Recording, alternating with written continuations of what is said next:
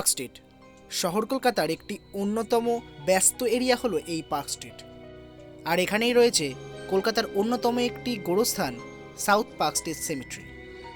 এই গোরস্থানটির জন্যই এককালে পার্ক স্ট্রিটের নাম ছিল বেরিয়াল ক্রাউন্ড রোড বা গোরস্থানে যাওয়ার রাস্তা। রাস্তার একেবারে শেষ মাথায় মানে মল্লিক বাজারের মুখে আজও দাঁড়িয়ে আছে সেই গোরস্থানটি।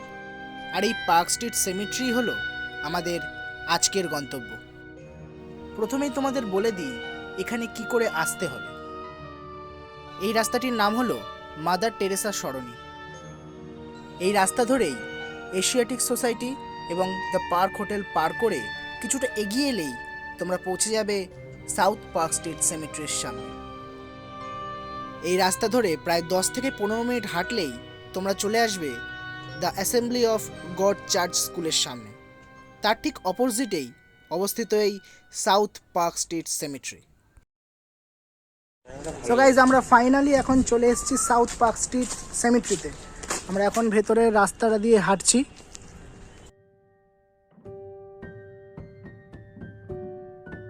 এই পার্ক স্ট্রিট সিমেট্রি হলো পৃথিবীর প্রাচীনতম নন চার্চ সিমেট্রিগুলোর মধ্যে একটি।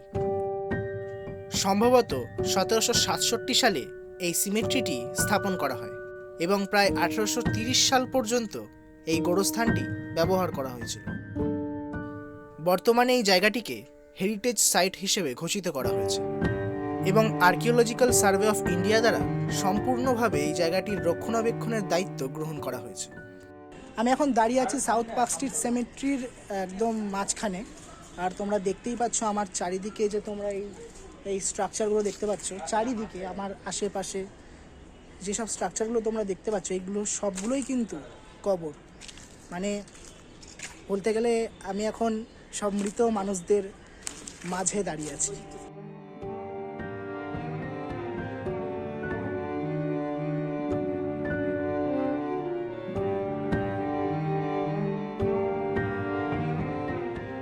এখানে প্রায় 2000-এরও বেশি সমাধি রয়েছে, যার মধ্যে কিছু বিশেষ ব্যক্তির সমাধিও লক্ষ্য করা যায়। উল্লেখযোগ্য সমাধিগুলির মধ্যে যেমন Elizabeth Barwell, William Jones, Henry Luis Vivian Derozio, Eliza Impey, Edward cook, Charles Stewart প্রভৃতি উল্লেখযোগ্য। এটি হলো মেজর জেনারেল চার্লস স্টুয়ার্টের সমাধি। খ্রিস্টান হওয়া সত্ত্বেও তিনি এতটাই হিন্দুদের মতন জীবনযাপন করতেন যার কারণে তাকে হিন্দু স্টুয়ার্টও বলা হতো।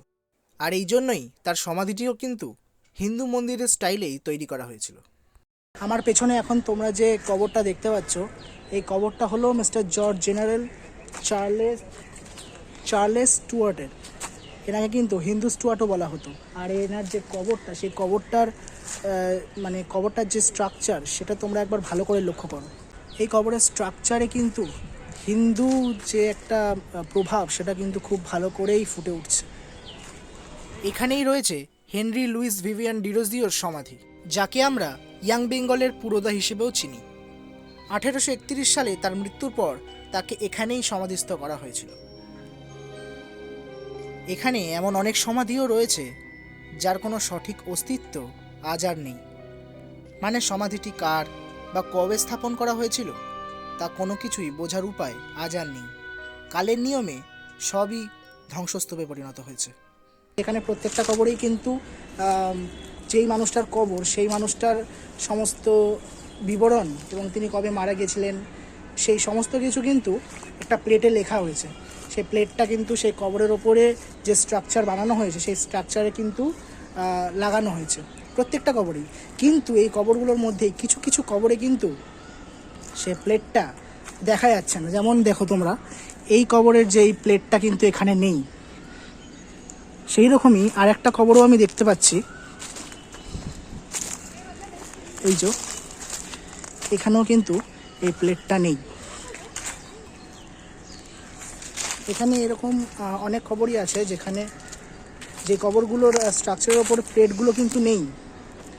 আর এছাড়াও এমনও অনেক কবর আছে যেখানে প্লেট হয়তো আছে কিন্তু সেই প্লেটগুলোর যে লেখাগুলো সেগুলো ক্ষয়ে গেছে অথবা ভেঙে পড়ে গেছে। এই যে এই কবরটার এখানে যে লেখাগুলো রয়েছে সেই লেখাগুলো কিন্তু বোঝা যাচ্ছে না, এই লেখাগুলো কিন্তু ক্ষয়ে গেছে। এখানে এমনও অনেক কবর কিন্তু দেখা যায়।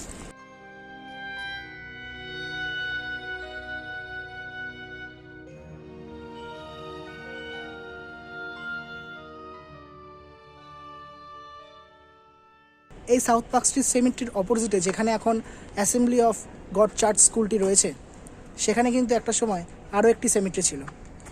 এই সেমেট্রিটির নাম ছিল নর্থ পার্ক স্ট্রিট সেমেট্রি।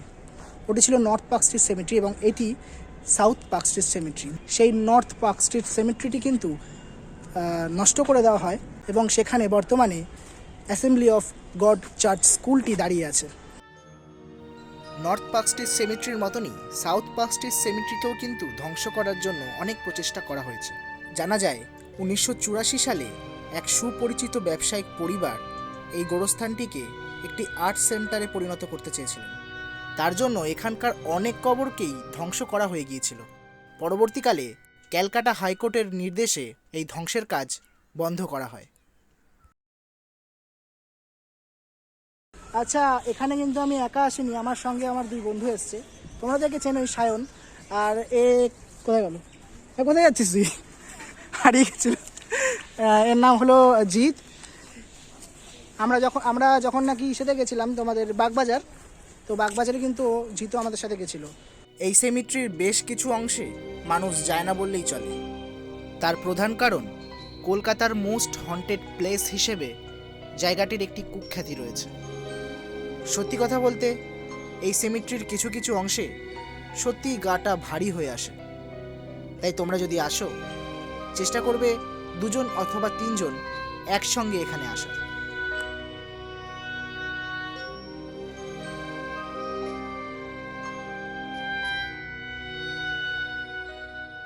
আচ্ছা, আমরা এখন এখান থেকে বেরিয়ে যাব। অনেকক্ষণ ছিলাম এখানে, প্রায় 2-3 ঘন্টার মতন ছিলাম। তো এখন এখান দিয়ে এখানে লাস্ট ফটোশ্যুট হচ্ছে, লাস্ট ফটোশ্যুট। এরপর আমরা বেরিয়ে যাব। তোমরা যদি ফটোগুলো দেখতে চাও তাহলে কিন্তু ইনস্টাগ্রামে ফলো করতে হবে। আমার ইনস্টাগ্রামের লিঙ্ক ডেসক্রিপশানে দেওয়া আছে, গিয়ে ফলো করে দিস। সায়ন, জায়গাটা খুব ভালো, আপনারা অবশ্যই আসতে পারেন এখানে। এটা পার্ক স্ট্রিট সিমেট্রির মেট্রো থেকে 20-25 মিনিটের হাঁটা। আর জায়গাটা খুবই সুন্দর জায়গা বলতে পারেন আপনারা। আপনাদের ফটো তোলার জন্য, ভিডিও করার জন্য, রিলস অবভিয়াসলি সেইগুলো করার জন্য জায়গাটা খুব ভালো, আপনারা আসতেই পারেন। তাহলে আর কি, তোমরা যারা এখনো আসোনি তারা চটপট করে চলে আসো। আমি আপাতত যাই। ডোন্ট ওয়ারি, আবার ফিরে আসবো নতুন একটা ভিডিও নিয়ে। ততদিন পর্যন্ত তোমরা সবাই ভালো থেকো, সুস্থ থেকো, আর সঙ্গে রেখো আমাকে। ধন্যবাদ।